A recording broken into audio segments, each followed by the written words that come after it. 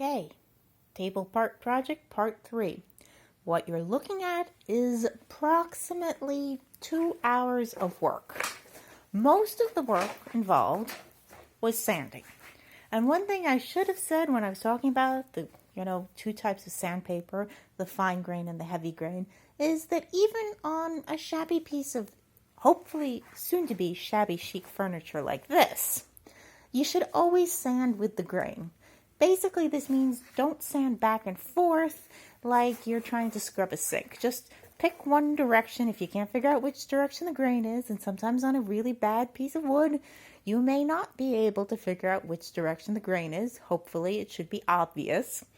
And just take long, even strokes in one direction and then pick up the sandpaper and start back over. Don't go back and forth. Pick one direction and go for it.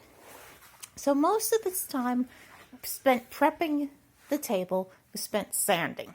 And then I cleaned everything. I used a rag, I used acetone, I cleaned everything. And then I cleaned it again to get all the dust off, because you want a dust-free area when you're painting. It doesn't matter how much you think you've cleaned, clean it again. And watch out for spider webs. The spiders have a way of making a spider web while you're busy dusting the other side of a piece. And if you hit a spider web with paint, it's going to make it nasty stripes in your paint. It's just going to be ugly. It's going to be messy. It's not going to look neat. And even if you're going for the shabby chic look, you don't want the spider web and dust in your paint look, because that's not chic. It's just shabby and schlocky. And we're looking for chic. So about an hour and a half of prep time sanding, then about a half an hour, maybe a full hour of cleaning, because I cleaned it 2 or 3 times just to be sure, and then a good 45 minutes just painting. And I used my basic cheap primer, which I poured into an empty cottage cheese container, because you don't want to use the paint directly out of the paint can.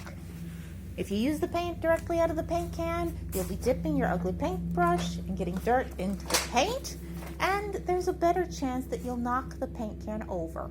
Because this whole table, I used maybe 3/4 of a cup of primer on it. So I poured it into a little cottage cheese container. I used my 1-inch bride brush, and I mixed it with about half a cup of acetone to thin it out a little bit. This is not something you want to do if you're doing a good paint job, but we're going for shabby chic. So we want it to be a little thinner, not as good coverage as you usually want when you're painting something, and then just apply it. Much like sanding, you want to try and paint in all one direction. You don't want to go back and forth. And even though this is primer, it's good to practice trying to do long and steady strokes. I'm going for the shabby chic look, so total coverage wasn't, a big issue for me.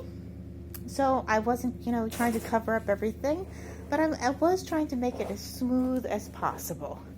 And considering how lousy the wood is, it's pretty smooth. I put extra paint on the legs because the legs are worse wood. And I'm probably going to put 2 or 3 coats of primer on the legs, because I want the legs to not be so obvious that they're rehab 2x4s.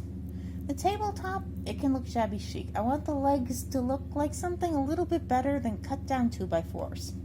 Or even 2x6s, actually. I think those are 2x6s. Whatever. The details don't matter.